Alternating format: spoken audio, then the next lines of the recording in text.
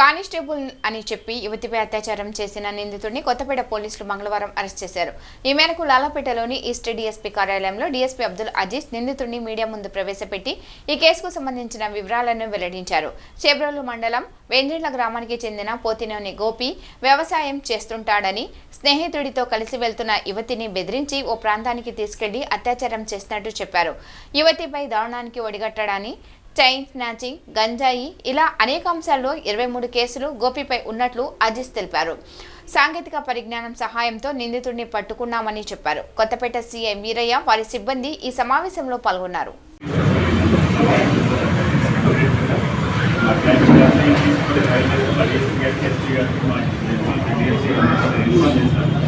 అదేవిధంగా నేను అక్కడికి వెళ్ళి ఆ అమ్మాయితో మాట్లాడారు.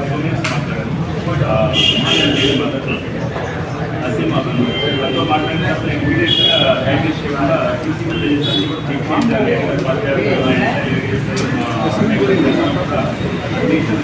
చెక్ చేయడం జరిగింది. కాదు ఫైనల్గా ఈ బేబీని తీసుకెళ్తున్న లేడీ ఫోటో జరిగింది. మళ్ళీ నేను ఆ మదర్ క్లారిటీ కన్ఫర్మ్ చేస్తున్నాను. బేబీని చూపిస్తాను, మా ఆయన చూపిస్తాను వెళ్ళింది అని చెప్పి చెప్పడం జరిగింది. దాని మీద మేము తీసుకొని ఏం చేస్తామంటే ఒక ఆర్టీ నెంబర్ 18 ఆటోలో వాళ్ళు బయటకు వెళ్ళడం జరిగింది. ఆ బయటికి వెళ్ళడం జరిగింది. ఆ ఆటో టేస్ట్ చేసిన తర్వాత ఆటో అడ్రస్ ప్లస్ అదేవిధంగా ఆటో డ్రైవర్ అన్ని తీసుకొని మళ్ళీ ఆటో డ్రైవర్ కాంటాక్ట్ చేస్తాం. కాంటాక్ట్ చేసిన తర్వాత అతను ఆల్రెడీ విజయవాడ దాకా వెళ్ళాడంటే మేము అడవిగా విజయవాడ మా ఎస్పీ గారు చెప్పి సిపి గారికి రావాలని ఆర్టిస్ట్ అక్కడ వేరే ఆ ప్యాసింజర్స్ ఆల్రెడీ మేము బస్ స్టాండ్ దగ్గర దింపి వేరే ప్యాసింజర్స్ తీసుకొని ఆటో విజయవాడలో మా ఎస్పీ గారు అక్కడికి ఇన్ఫార్మ్ చేసిన ఆటోని కూడా ఆపి పట్టుకోవడం జరిగింది. వాళ్ళని వేరే కన్ఫర్మ్ చేసుకొని మళ్ళీ ట్రాక్లో వచ్చి బస్ స్టాండ్ దగ్గర నుంచి వాటర్ బాటం తెలుసుకొని బస్ స్టాండ్ దగ్గర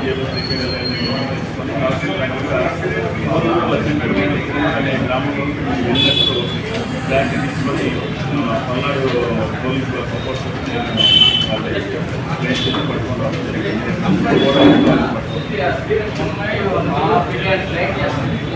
ఫస్ట్లో అలానే అన్నారు, కానీ ఆ అమ్మాయి నిన్న ఏమి డెలివరీ అవ్వలేదు, అక్కడ డెలివరీ అయినట్టు కావట్లేదు.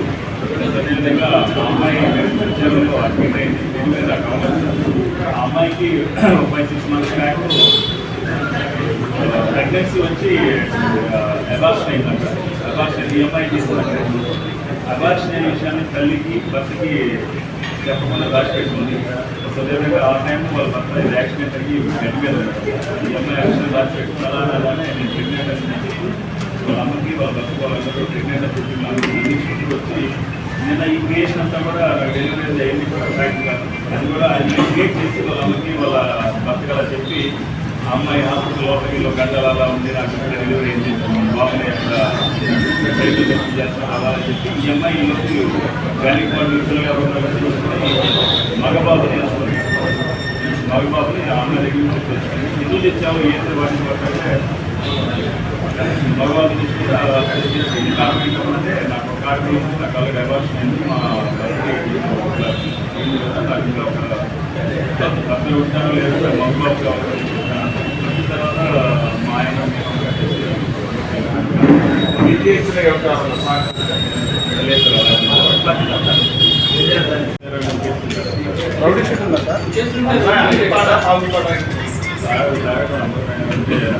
ఆ రోజు ఒక కేసు దగ్గర చేయలేదు, ఒక టైం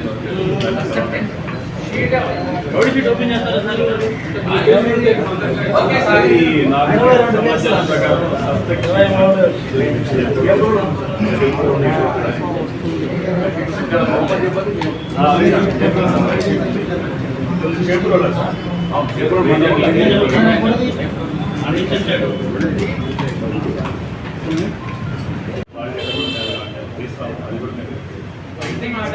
శివాలయం దగ్గర మన మీట్ ఉంది. మన మీటింగ్ చూస్తే వీళ్ళు అమ్మాయి అన్నారు కాబట్టి ఆ కంప్లైంట్ చేసుకోవాలి, అమ్మాయి ఉన్నారు కాబట్టి బైక్లో కూడా డైవర్ట్ అయ్యారు. నేను దాన్ని డైవర్ట్ అయితే ఆ కాలంలో ఇతను ఆ పాయింట్ తీసేసుకొని ఇతను ఆఫీస్ వచ్చి చేసి పోలీసు మాట్లాడి ఆయన భయపెట్టి పార్టిసిపేట్ చేశాడు. గతంలో కూడా సుమారు 23 కేసులు ఉన్నాయి. అందులో ప్రీప్రిన్సిపల్ కేసెస్ ఉన్నాయి, రీషియల్ కేసెస్ ఉన్నాయి, క్లాసిక్ కేసెస్ ఉన్నాయి. కేసులతో పాటు కొన్ని అన్రిపోర్టెడ్ ఇష్యూస్ కూడా కొన్ని ఉన్నట్టు మా సమాచారం ఉంది. మేము ఈ కేసు జరిగిన తర్వాత తీసుకున్న తర్వాత ఇతను బండి మనకి కొంచెం క్లారిటీ వచ్చింది. అదేవిధంగా ఇతను టీచర్స్ కూడా మనకు క్లారిటీ వచ్చింది.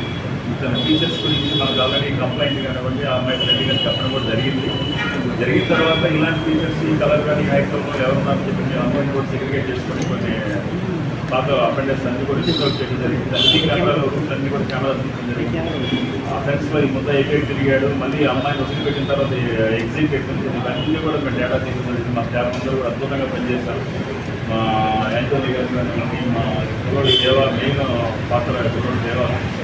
తర్వాత ఏం జరిగిందంటే మాకు అన్ని ఫొటోస్ కూడా మేము కంప్లైంట్ కానివ్వండి ఆ అబ్బాయికి అమ్మాయికి ఇద్దరికి చాలా ఫొటోస్ అందులో ఫొటోస్ అన్ని చేసిన తర్వాత మాకు వచ్చిన దాని ప్రకారం ఈ టీచర్స్ వ్యక్తి ఒక ఉన్నాడని చెప్పి సరైన గతంలో ఇతని కొన్ని ఎలిగేషన్స్ కూడా ఉన్నాయి.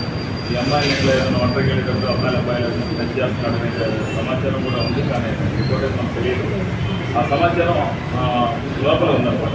ఆ సమాచారాన్ని బట్టి కూడా మనం ఇతన్ని టచ్ చేస్తే సమాచారం వస్తుందని చెప్పి టచ్ చేయడం జరిగింది. మేము టచ్ చేస్తే అదే రివర్స్ అయ్యడం జరిగింది. ఎక్కే క్రమంలో మనకి ఇది బట్టి ఆనవాళ్ళతో పాటు అతను దొరకడం, అదేవిధంగా అతను అడ్మిట్ అవ్వడం,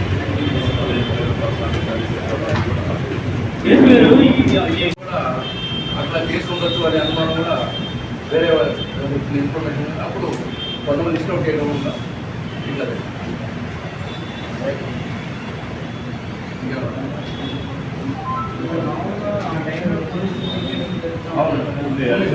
పోలీస్ మూమెంట్ ఊళ్ళో మూమెంట్ ఉంది.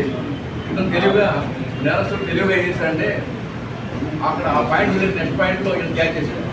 క్యాచ్ చేసి ఈయనని అది వాడిని పోలీసులు నాకు ఇంకోటి నేను చెప్పేది ఏంటంటే పోలీసులు ఎవరు కూడా మిమ్మల్ని పోలీస్ తీసుకెళ్తాను మీరు నా బట్టికి చెప్పండి డిబేట్ చేయరు. ఒకవేళ ఎవరైనా కానీ అయితే మేము పోలీసులు మీరు మా బండి ఎక్కండి అని అంటే లేడీస్ అంటే మీరు 112 కానీ 100 కానీ ఫోన్ చేసి చెప్పండి. పోలీస్ కానిస్టేబుల్ అయినా కానీ తీరం లేడీస్ అట్లా కానీ అంటే ఈవెన్ యూనిఫామ్ కానిస్టేబుల్ చెప్పినా కానీ 100 కానీ 1 ఇమీడియట్ ఫోన్ చేయండి. మీరు ఆ జరిగే ఆపరేషన్ తప్పించు. మేము ఎవరు అట్లా చేయము, పోలీసులు ఎవరు అట్లా చేయము. నైట్ మనకి పోలీస్ స్టేషన్కి మన ఫ్రెండ్తో కలిసి మన ఎగురులో ప్రాబ్లం ఉంటాం. అక్కడ బస్టాండ్ దగ్గర ఉన్న అప్సర టీ స్టాల్ పోయి కాఫీ తాగేసి మన రూమ్ వెళ్ళడానికి వస్తున్నారు. వచ్చేటప్పుడు ఒక వ్యక్తి గుర్తు తెలియని వ్యక్తి యాక్సెస్ టీవీఎస్ బండి మీద వచ్చి వాడిని ఆపి అని చెప్పేసి యాక్సెస్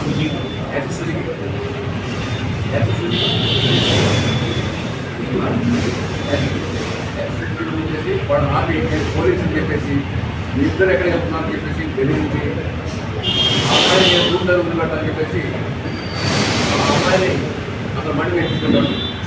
మీరు ముందు కూర్చుంటారు. అయితే ఆ అమ్మాయి ఫ్రెండ్ కూడా ఈయన ఫాలో అవుతారు. వెనక బండి దురదృష్టవశాత్తు అతను బండిలో పెట్రోల్ అయిపోతుంది. అదే అతను తీసుకుని ఈ అమ్మాయిని నిలవడం ఫస్ట్ టైం తీసుకెళ్ళి ఒక ఇంటి దగ్గర ఇంటి దగ్గర తీసుకెళ్ళి అమ్మాయి మీద అఘాయిత్యం చేయించారు. దాని మీద అమ్మాయి మీద ఫిర్యాదు మేరకు కొత్తపేట సీఏ గారు కేసు నమోదు చేసి దర్యాప్తు పెట్టారు.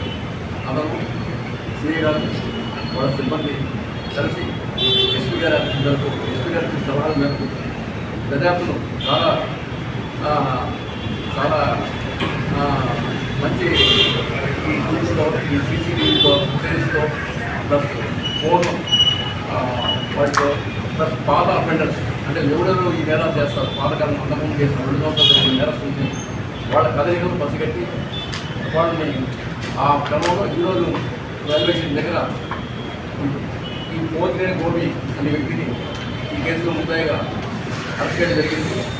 ఈ దర్యాప్తు కూడా ఈ సహకారంలో అందుతున్న ఈ కొత్తపేట పోలీస్ సిబ్బంది సీఏగా కలిసి కేసులో చాలా నైపుణ్యం ప్రదర్శించి ముద్దాయిని అరెస్ట్. ఎందుకంటే ఆ కేసులో ఆ ముద్దాయి కూడా తెలియదు. ముద్దాయి ముఖం కానీ ఏం కానీ మనకు ఆనవాయి లేదు, సాక్ష్యాలు ఏమీ లేదు. కానీ టెక్నాలజీ ఉపయోగించి ఎస్పీ గారు ఇచ్చిన సలహాలు మేము పాటించి ఈ ముద్దాయిని అరెస్ట్ చేయడం జరిగింది. ఇతన్ని రిమాండ్కి పంపిస్తాం.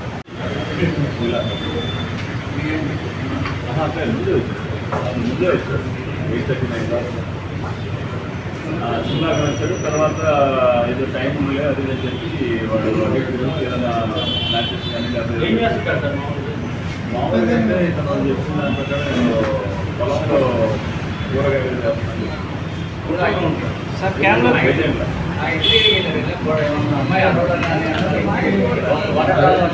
అరవలేదు.